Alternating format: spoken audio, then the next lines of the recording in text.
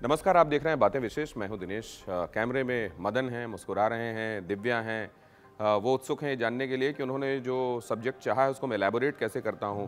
राजू हैं, लाइट की जिम्मेदारी कैसी पड़ रही है चेहरे पर बताइएगा।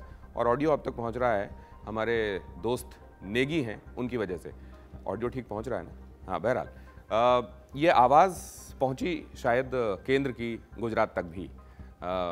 केंद्रीय नेतृत्व ने तय किया कि अमूमन गुजरात का पैटर्न जो होता है वो एक बार फिर से लागू किया जाए और चुनाव से लगभग एक साल पहले मुख्यमंत्री को बदल दिया जाए। मुख्यमंत्री बदला, क्यों बदला? केंद्रीय नेतृत्व की ये मर्जी थी। शायद विजय रूपानी का ये रिपोर्ट कार्ड केंद्रीय नेतृत्व तक पहुंचा था। शायद आरएसएस ने भी वहां जाकर इस बात का जायजा लिया था कि मौजूदा नेतृत्व से वहां के लोग और वहां के पार्टी कार्यकर्ता कितने खुश हैं, और इसलिए ये फैसला लिया गया कि पहले की जो रवायत रही है उसको एक बार फिर से किया जाए। जैसे पहले आनंदीबेन पटेल को हटाया गया था, आपको याद होगा 2016 अगस्त की बात मैं कर रहा हूँ। चुनाव के लिए लगभग एक साल बचा था और आनंदीबेन पटेल हटाकर उस समय पाटीदार मूवमेंट, आपको याद होगा, बहुत जोर पकड़ रहा था और तब विजय रूपानी मुख्यमंत्री बनाए गए थे और उनके नेतृत्व में इस आंदोलन के बावजूद गुजरात में भारतीय जनता पार्टी की सरकार ने वापसी की थी। और इस बार एक बार फिर साल भर पहले विजय रूपानी को नमस्ते कहा गया और उनकी जगह पर वेलकम किया गया भूपेंद्र पटेल का। फर्स्ट टाइम एमएलए, उनके ऊपर इतना बड़ा दारोमदार। लेकिन जिस तरीके से आपको याद होगा धोनी अपने फैसलों के लिए जाने जाते रहे क्रिकेट खेलने के दौरान, कि वो अपने हंच के हिसाब से चलते थे और जिसके हिसाब उनको लगे कोई रेगुलर बॉलर ना भी हो, लेकिन अगर उनको लगे ये विकेट ले लेगा तो वो बॉल दे देते थे। तो चुनाव में, राजनीति में, क्रिकेट में इस हंच का भी बहुत बड़ा रोल होता है और शायद यही हंच रहा। लेकिन जो मोटे तौर पर जो विश्लेषक मानते हैं कि ऐसा क्यों किया गया होगा कि न सिर्फ विजय रूपानी बदले बल्कि पूरी कैबिनेट बदल दी गई, सारे नए चेहरे ले आए गए, 10 कैबिनेट मंत्री और 14 मिनिस्टर ऑफ स्टेट और इसमें कई स्वतंत्र प्रभार के राज्य मंत्री, सारे चेहरे नए क्यों कर दिए गए? एक्चुअली होता क्या है कि एंटी इनकम्बेंसी धीरे धीरे आप कैसा भी काम कर रहे हो सकता है बहुत अच्छा काम कर रहे हो, लेकिन कहा यह जाता है कि जो मनोविज्ञान और चुनाव की जो उसकी पेचीदगियां होती हैं वो ऐसी होती हैं कि आप कितना भी बढ़िया काम करें और कितना भी बढ़िया डिलीवर करें, एंटी इनकम्बेंसी ज़रूर सेट इन होती है। हाँ, ये ज़रूर होता है कि आपने बहुत अच्छा काम किया हो तो एंटी इनकम्बेंसी सेट होते 2-3-4 कार्यकाल भी लग जाते हैं। लेकिन कई बार इस एंटी इनकम्बेंसी को जब जल्दी आते हुए देखा जाता है तो उसके लिए जो लोग सत्ता चला रहे होते हैं, पार्टी उनको बदलकर पार्टी के ही भीतर से दूसरे लोगों को मौका देती है। इससे दो लाभ होते हैं। एक तो ये कि जनता की निगाह में लोग बदले तो एंटी इनकम्बेंसी कम हुई, वोटर की निगाह में एंटी इनकम्बेंसी कम हुई।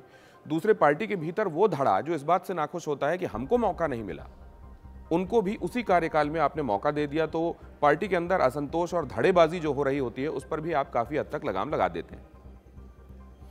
और इसके अलावा आप जानते हैं कि जिस हंच की बात मैं कर रहा था, प्रधानमंत्री नरेंद्र मोदी और अमित शाह यहाँ से गुजरात के संदर्भ में जिन बातों को ठीक समझते हैं, और साथ में क्योंकि अभी आप जानते हैं सुरेश सोनी जी की मुलाकात हुई थी अमित शाह से, और उसके अलावा खुद सरसंघचालक गए थे गुजरात और उन्होंने वहाँ का जायज़ा लिया था, तो इसके बाद एक फीडबैक भी गया होगा भारतीय जनता पार्टी के पास और जिसके आधार पर यह फैसला लिया गया होगा। लेकिन ये सिर्फ गुजरात में नहीं, अगर आप ये देखें एंटी इनकम्बेंसी से फाइट करने के लिए, जैसे आपने देखा होगा जनरली पार्टियां कैंडिडेट रिपीट नहीं करती हैं, पुराने जो एमएलए हैं उनकी जगह दूसरे एमएलएस को के संभावित एमएलएस के लिए टिकट दी जाती है, दूसरे कैंडिडेट्स मैदान में उतारे जाते हैं। चेहरे बदलने के पीछे एंटी इनकम्बेंसी से लड़ाई करनी ये एक वजह होती है। और यही वजह है कि आप उत्तराखंड में भी देख रहे हैं कि वहाँ 3 मुख्यमंत्री बदल दिए गए, अभी पुष्कर धाम भी बना दिए गए हैं, इसके पहले तीरथ और उसके पहले रावत।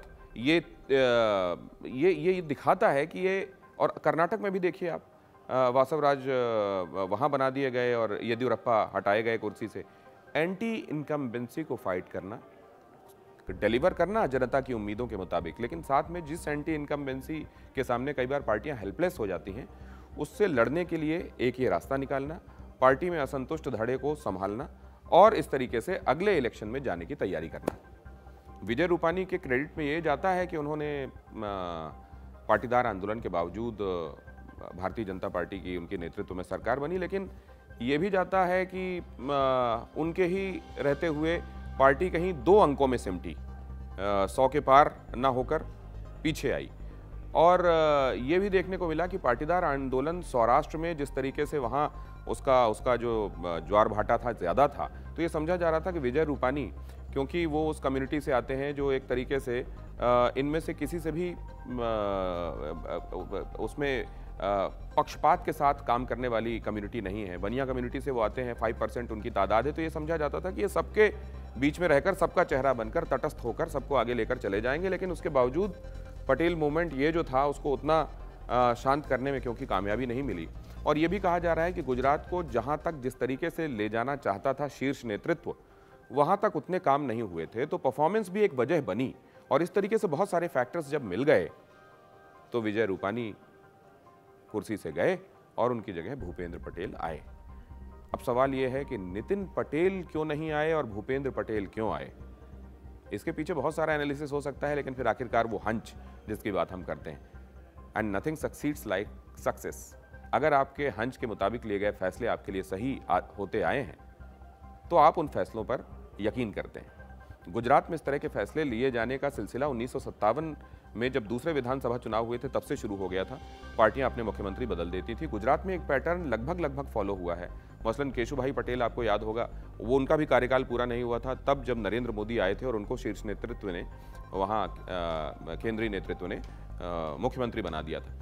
और उसके बाद उन्होंने अपने कार्यकाल ज़रूर पूरे किए क्योंकि एक्स्ट्राऑर्डिनरी तरीके से उन्होंने काम किया और एंटी इनकम्बेंसी सेट इन ना कर पाए, अपने परफॉर्मेंस से ये उन्होंने तय कर दिया था।